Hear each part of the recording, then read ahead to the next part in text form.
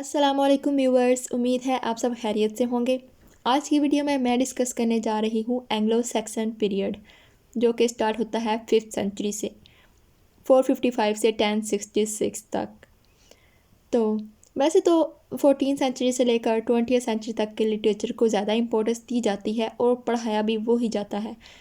जैसे कि मास्टर्स करें इंग्लिश लिटरेचर में तो वहाँ भी 14th सेंचुरी से लेकर 20th सेंचुरी तक के लिटरेचर को पढ़ाया जाता है। और अगर FPSC और PPSC के टेस्ट वगैरह की बात करें तो वहाँ भी इसलिए उसके सिलेबस में भी 14 से लेकर 20th सेंचुरी तक का लिटरेचर होता है, या फिर मॉडर्न लिटरेचर अब तक का।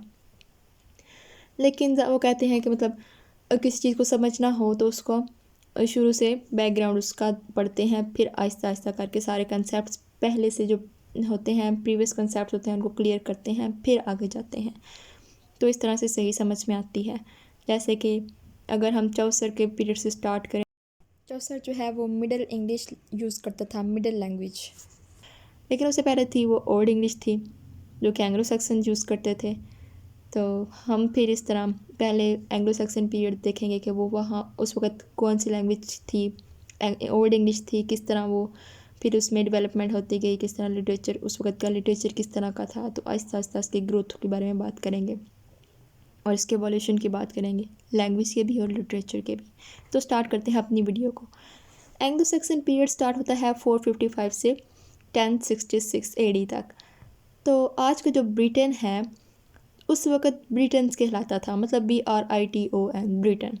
तो वहाँ के जो लोग रहते थे वहाँ पे उनको ब्रिटन्स या फिर कैट्स कहा जाता था।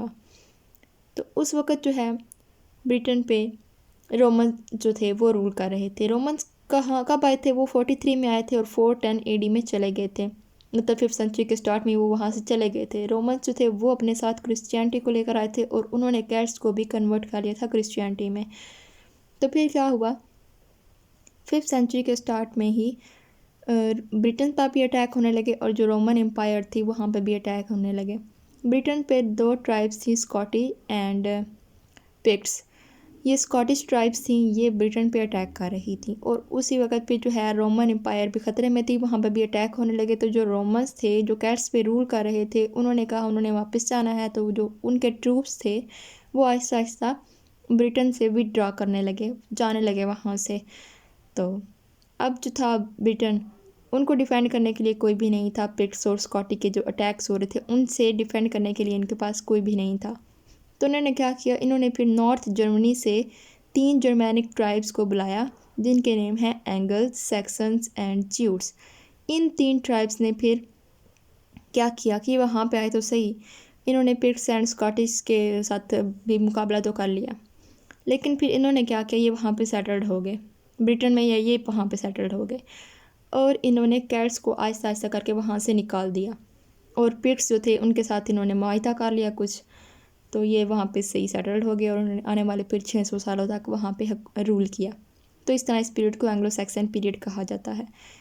इनको जर्मन उस सेंस में नहीं कहा जाता, मतलब ये जर्मन लैंग्वेज बोलते थे, नहीं, बल्कि ये जहाँ से आए थे वहाँ इनके जो ग्रुप थे लोगों के, वहाँ उन लोगों को ये जर्मन कहा जाता था या जर्मेनिया, ये इनका नेम था। बोलते जो लैंग्वेज जो बोलते थे वो ओल्ड इंग्लिश ही लैंग्वेज बोलते थे। तो इस तरह फिर लैंग्वेज पे जब ये वहाँ पे सेटल्ड हो गए ब्रिटेन में, तो जो कैट्स उस वक्त रहते थे उन पर जो रोमन्स रूल कर रहे थे, तो रोमन्स के जो है लैंग्वेज उनका भी इम्पैक्ट काफ़ी पड़ा कैट्स पे। मतलब जो हमारे पास प्रीफिक्स हैं सब एंड प्रो, ये रोमन्स यूज़ करते थे, रोमन्स से फिर कैट्स यूज़ करने लगे। फिर जब जो एंग्लो सैक्सन है ये, जब इनका आपस में इंटरेक्शन हुआ तो इस तरह जो वर्ड्स कुछ वर्ड्स हैं वो एंग्लो सैक्सन जो लैंग्वेज है ओल्ड इंग्लिश उसमें ऐड होते गए। तो इस तरह फिर वो जो लैंग्वेज थी उसको ओल्ड इंग्लिश कहा जाने लगा और इस पीरियड को एंग्लो सैक्सन पीरियड कहा जाने लगा। इन्होंने फिर क्या किया, एंगल सैक्सन एंड ज्यूट्स ने, इन्होंने ब्रिटेन को 7 किंगडम्स में डिवाइड कर लिया। फिर जहाँ जहाँ ये सेट होते गए वहाँ माउस किंगडम को अलग अलग नाम देते गए। जैसे कि सेक्शंस जो थे इन्होंने बना ली एसेक्स, वेसेक्स एंड ससेक्स, ये 3 जो थी किंगडम्स ये सेक्शंस ने बनाए। फिर आगे जो एंगल्स ने East Anglia, Middle Anglia, Northumbria and Mercia, यहाँ पे जो एंगल्स हैं ये सेटल्ड हो गए और कैंट में ज्यूट सेटल हो गए।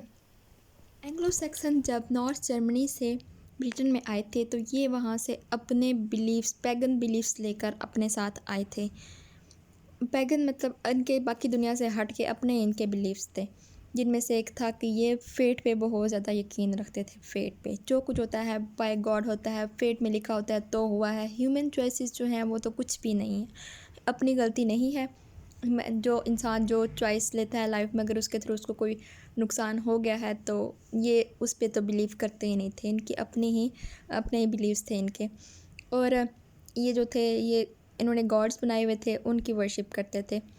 जैसे कि TUI ये एक गॉड था, God of war and sky, उसकी पूजा करते थे। और इनका एक चीफ ऑफ द गॉड्स जो था वॉर्डन, और उसकी वाइफ जो है फ्रिया, उनकी ये पूजा वगैरह करते थे। लेकिन फिर जब ये ब्रिटेन में आकर सेटल्ड हो गए तो उस वक़्त फिर इनके जो है काफ़ी होते गए, क्रिश्चियनिटी में कन्वर्ट होते गए। और फिर जो चर्च है वो चर्च बड़ा उस वक़्त चर्च के पास बहुत पावर थी, और उसी से चर्च ने ही लोगों को पढ़ना लिखना फिर सिखाया था, क्योंकि रोमन मिशनरीज़ पढ़े लिखे होते थे। तो फिर जो है उनके मॉन्क्स जो होते थे वो बुक्स जो है उनको उनकी ट्रांसलेशन भी वही करते थे बाय हैंड, क्योंकि उस वक्त प्रिंटिंग प्रेस नहीं थी। तो ये हाथों से ही बुक्स वगैरह लिखते थे, उनको कॉपी करते थे। अगर किसी और लैंग्वेज में लिखी हैं तो उसकी ट्रांसलेशन करते थे, जैसे कि लैटिन लैंग्वेज में लिखी हुई बुक्स थी उनको ट्रांसलेट करते थे। अब हम बात करते हैं एंग्लो सैक्सन पीरियड के लिटरेचर की। तो उस वक्त ज़्यादातर पोइट्री ही लिखी गई थी, तो प्रोज भी लिखा गया था, लेकिन पहले हम बात करते हैं पोइट्री की। तो पोइट्री में सबसे पहले हम बात करते हैं बियोवुल्फ की। बियोवुल्फ एक बहुत ही इम्पोर्टेंट वर्क है एंग्लो सैक्सन पीरियड का। तो ये पोइम एक ही मैन्युस्क्रिप्ट में मिली थी, तो इसको इंग्लैंड का नेशनल एपिक भी कहा जाता है। पहले तो ये बैलेड फॉर्म में लिखी गई, लेकिन जब ये यहाँ पे आई ब्रिटेन में तो इसके जो नॉर्थम्बरियन पोइट्स थे उन्होंने इसे एट द फैशन एपिक में कन्वर्ट कर दिया। तो ये 3182 लाइन्स में लिखी गई है। तो बेसिकली ये एक हीरोइक पोइम है, और उस वक़्त जो थे एंग्लो सेक्सन जो थे वो हीरोइक पोइट्री बहुत पसंद करते थे, पढ़ना भी और लिखना भी। बेवुल्फ जो है ये एक हीरोइक पोइम है, जिसमें जो हीरो है वो बहुत ही पावरफुल और ब्रेव दिखाया गया है, जिसमें एक ग्रैंडल होता है मॉन्स्टर, उसके साथ फाइट करता है और उसे मार देता है। फिर जो ग्रैंडल की मदर होती है वो अपनी रिवेंज लेती है अपने बेटे का उससे, लेकिन वो उसको भी मार देता है। और फिर इवन ओल्ड एज में भी वो एक ड्रैगन के साथ फाइट करता है, तो फिर उसे भी मार देता है। तो नेक्स्ट है हमारी पोएम विडसिथ। विडसिथ ये एक early surviving Anglo Saxon poem है, जो कि हमें जर्मैनिक वर्ड के बारे में बताती है। थर्ड पे है डियर। डियर पोएम है ये एक 42 लाइन्स की, ये एक कंप्लेंट पोएम है जिसमें शिकवे शिकायतें वगैरह हैं। अगर हम करेक्टरिस्टिक्स की बात करें तो उस वक्त हीरोइक पोएम्स लिखी जाती थी, जैसे कि बेओवुल्फ। रिलीजियंस पे लिखी जाती थी पोएम, क्रिश्चियन थीम्स पे। पर्सनल भी लिखी जाती थी, लव क्रॉनिकल्स, सरमन्स भी लिखे जाते थे। और रिडल्स बहुत फेमस हैं उस वक्त, जो रिडल्स बहुत ज़्यादा लिखी गई थी। इसके अलावा एलिजिक पोइट्री भी लिखी गई थी, जैसे कि दी वॉन्डरर्स, द सी फॉरर्स। अगर हम बात करें पोइट्री की और मीटर की, तो इस जो एंग्लो सैक्सन थे ना, ये अपने साथ जर्मैनिक मीटर लेकर आए थे। तो उनकी जो अर्लीस्ट पोइट्री है जो वो ज़्यादातर ओरल ही थी, क्योंकि उस वक्त उन्हें लिखने का भी रिवाज, लिखना भी नहीं आता था और पढ़ना भी नहीं आता था। तो वो ओरली छोटी छोटी कहानियाँ सुनाते थे बस। तो उनकी वो कहानियाँ जो हैं वो या तो बहुत कम या फिर बिल्कुल सर्वाइव ना कर सकी। और फिर 600 के करीब कैंट जो किंगडम थी, उसका जो किंग था एडलबर्ट, उसको जो सेंट ऑगस्टाइन है उसने कन्वर्ट कर दिया था क्रिश्चियनिटी में। तो उसके फिर एक सदी तक उनके बाद एक सदी तक फिर ओल्ड इंग्लिश में कुछ भी नहीं लिखा गया, कोई पोइट्री नहीं लिखी गई। उस वक्त की पोइट्री सिंगल मीटर में लिखी जाती थी, और एलिट्रेशन का बहुत ज़्यादा यूज़ किया जाता था उस वक्त। एलिट्रेशन क्या है? एक टर्म है जिसमें जो कॉन्सोनेंट साउंड्स हैं वो रिपीट किए जाते हैं। मतलब हर वर्ड के स्टार्ट में कॉन्सोनेंट साउंड होता है, या फिर स्ट्रेस सिलेबल के स्टार्ट में कॉन्सोनेंट साउंड होता है। और ये हमें पढ़ने में बड़ा इरिटेटिव लगता है उसको पढ़ना, जैसे कि डिसेंडिंग ड्यू ड्रॉप्स, मतलब 3 वर्ड्स हैं, तीनों का स्टार्ट एक ही कॉन्सोनेंट साउंड से हो रहा है, डी से। तो वो इस टर्म का बहुत ज़्यादा यूज़ करते थे अपनी पोइट्री में। इसके अलावा कैनिंग का बहुत यूज़ करते थे। कैनिंग एक टर्म है जिसमें डिफरेंट वर्ड्स के थ्रू एक आइडिया कन्वे किया जाता है। मतलब दो वर्ड्स को मिला के, जैसे कि कंपाउंड नाउन को मिला के कंपाउंड नाउन के थ्रू एक आइडिया जो है उसको कन्वे किया जा रहा है। जैसे कि फॉर एग्जांपल स्वान रोड, अब ये दो नाउन हैं, स्वान एंड रोड। ये सी के लिए यूज़ करते थे, समंदर के लिए, जो होते हैं ना राजहंस, जिन्हें हम उर्दू में कहते हैं। और जैसे कि वो समंदर पे ऐसे बैठे होते हैं, चलते हैं, तो ये उसके लिए यूज़ होता है स्वान रोड। तो इस तरह के वो वर्ड्स यूज़ करते थे अपनी पोइट्री में।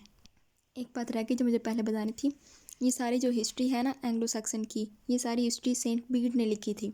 सेंट बीड था एक 8th सेंचुरी में उसने लिखी थी इक्लेसियास्टिकल हिस्ट्री ऑफ इंग्लिश पीपल। असल में उसने ये बुक लैटिन में लिखी थी, लेकिन इसको फिर इंग्लिश में कन्वर्ट किया गया, ट्रांसलेट किया गया। तो इसमें इसने सारी हिस्ट्री बताई हुई है एंग्लो सैक्सन की कि किस तरह वो आए। अब हम बात करते हैं द बहुत ही इम्पोर्टेंट पोइट्स की। इस पीरियड के बहुत इंपॉर्टेंट पोइट्स हैं, एक है कैडमन और एक है साइन वुल्फ। तो पहले हम बात करते हैं कैडमन की। कैडमन के साथ जो बड़ी एक अजीब सी स्टोरी वो अटैच्ड है। मतलब जो सेंट बीट ने हमें बताई है, ज़ाहिर है उसने हिस्ट्री लिखी है ना, इक्लेसियास्टिकल हिस्ट्री ऑफ इंग्लिश पीपल, तो उसमें उसने बताया कि जो कैडमन था वो नॉर्थम्बिया का रहने वाला था, एक शेफर्ड, एक चरवाहा। तो वो मॉनेस्ट्री का एक सर्वेंट भी था। तो वहाँ पे उस वक़्त ना जो लोग थे वो सिंगिंग करते थे, मतलब हिम जो हैं वो सिंग करते थे हॉल में सारे इकट्ठे होके, लेकिन ये सिंगिंग नहीं कर सकता था। तो इसको बड़ा ना इस बात पे ह्यूमिलिएट किया जाता था, तो उसको खुद भी बड़ा फील होता था। तो एक एक फिर इसको ना जो स्टेबल्स होते हैं ना हॉर्सेस के, वहाँ पे इसकी ड्यूटी लगा दी गई। तो वहाँ पे एक रात ये सो रहा होता है, तो इसको ना ड्रीम में देखता है एक एंजल को। तो एंजल इसको कहता है कि सिंग करो, कुछ गाओ। तो ये कहता है व्हाट शैल आई सिंग। तो जो एंजल है वो कहता है कि sing the beginning of the created things. मतलब जो है ना, जो कायनात तख्लीक की है, इसकी तारीफ़ में कुछ गाओ। तो उस वक़्त फिर मतलब उसको वहाँ से इंस्पायरेशन मिलती है, तो फिर ये कुछ पैराफ्रेजेस, कुछ मतलब पोइम्स वगैरह लिखता है।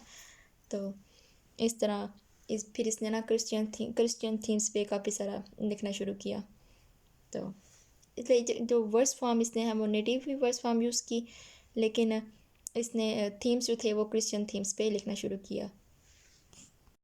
तो इसकी एक पोइम, शॉर्ट पोइम है हिम नेम की, हिम, जिसमें इसने मतलब खुदा की तारीफ़ में जो इसने पोइम लिखी, उस इंस्पायरेशन मिलने के बाद फिर इसने मतलब पोइट बन गया था ना। ये first old English Christian poet था जिसने फिर पोइट्री लिखनी स्टार्ट करती थी। तो हिम जो है वो 9 लाइन्स की एक छोटी सी पोइम है जिसमें लिटरेशन का इसने यूज़ किया है। इसके अलावा इसकी जो मतलब अब हम इस इधर बात को रोक के मैन्युस्क्रिप्ट्स की तरफ चलते हैं। उस वक़्त जो 4 मेजर मैन्युस्क्रिप्ट्स थे ना, वो सर्वाइव कर सके एंग्लो सैक्सन पीरियड में। मतलब उस वक़्त जो बुक्स थी वो प्रिंट तो नहीं, उस वक़्त प्रिंट जो था, प्रिंटिंग प्रेस उस वक़्त डिस्कवर नहीं हुआ था। ना लोग मतलब प्रिंट करते थे, ना पब्लिश करते थे, उस वक़्त इस तरह का कुछ भी नहीं था। तो लोग जो थे ना वो बाय हैंड लिखते थे, बुक्स जो लिखते थे, जो कुछ भी लिखते थे वो हाथ से ही सब कुछ लिखते थे।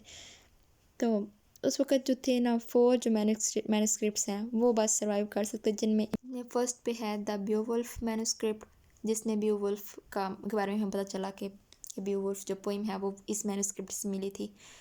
और सेकंड पे है एक्सिटर बुक। ये जो एक्सिटर बुक है ये miscellaneous gatherings of lyrics, riddles and didactic poems, इसमें 94 रिडल्स हैं, डिडक्टिव पोइम्स हैं, लिरिक्स हैं और रिलीजियस नैरेटिव्स भी हैं।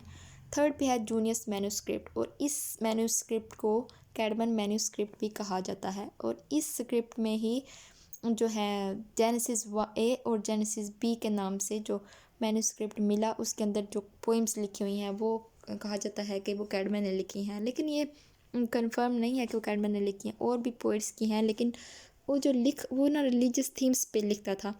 तो ये भी कहा जाता है कि ये दूसरे किसी और पोइट्स ने लिखी हैं, उसमें जो कुछ पोइम्स हैं वो दूसरे जो इमिटेटिव पोइट्स हैं जिन्होंने उसकी इमिटेशन की थी और वो पोइम्स लिखी, तो इस तरह। लेकिन ये भी कहा जाता है कि अपने थीम्स की वजह से वो पोइम्स जो किसी और ने भी लिखी हैं वो भी कैडमन के नेम से ही, कैडमन के नेम के साथ ही अटैच्ड है कि कैडमन ने ही लिखी हैं। और ये फिर इसकी ये जो जेनेसिस ए और जेनेसिस बी है, ये कहा जाता है कि जो मिल्टन है ना, जॉन मिल्टन, उसने इसकी जो बुक्स हैं वो अपने किसी जानने वाले के थ्रू वो प्रिंट करवाई थी आगे 17th सेंचुरी में आई थिंक।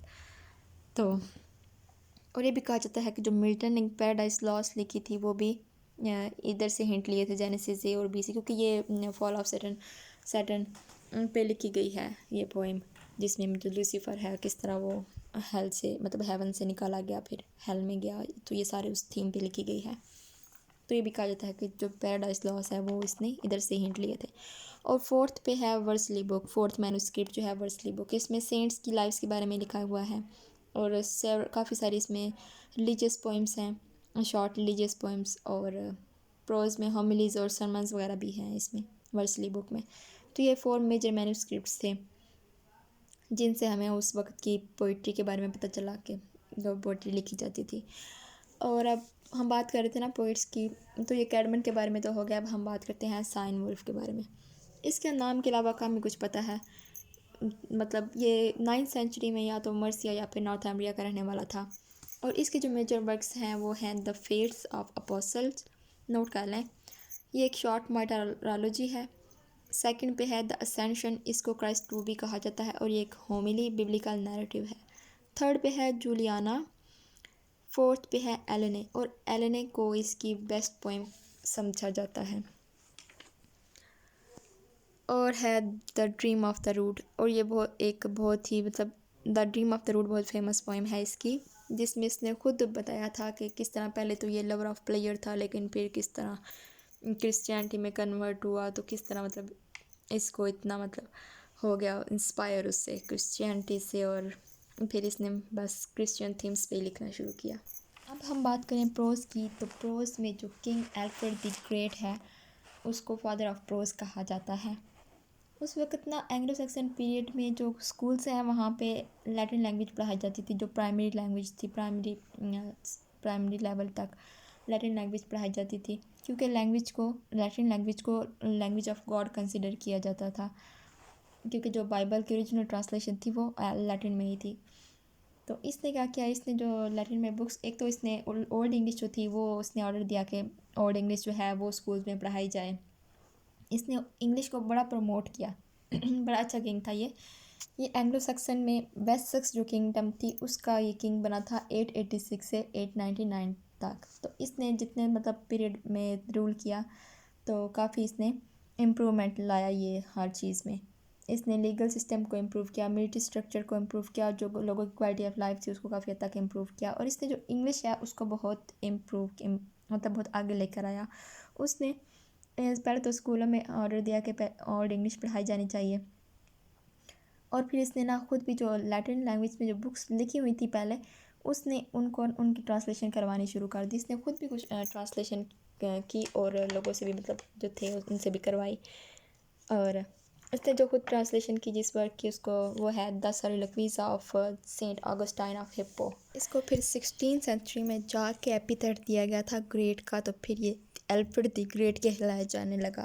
इस वक्त का एक और बहुत इंपॉर्टेंट वर्क है Anglo Saxon Chronicle. Alfred the great से पहले ही लिखा जा रहा था, लेकिन एल्फ्रेड द ग्रेट ने इसको अपनी गाइडेंस में ट्रांसफॉर्म करवा के नेशनल हिस्ट्री में कन्वर्ट कर दिया इसको, और इसने फिर स्टार्ट मतलब वो हिस्ट्री वगैरह लिखवानी शुरू की एंग्लो सैक्सन पीरियड की और स्टार्ट से भी। लेकिन फिर जो इस वर्क को ना 1154 में किंग स्टीफन की डेथ के रिकॉर्ड के बाद क्लोज कर दिया गया था। So this was the Anglo-Saxon period, and if you like the video please share with your friends and don't forget to subscribe the channel for more videos. Allah Hafiz.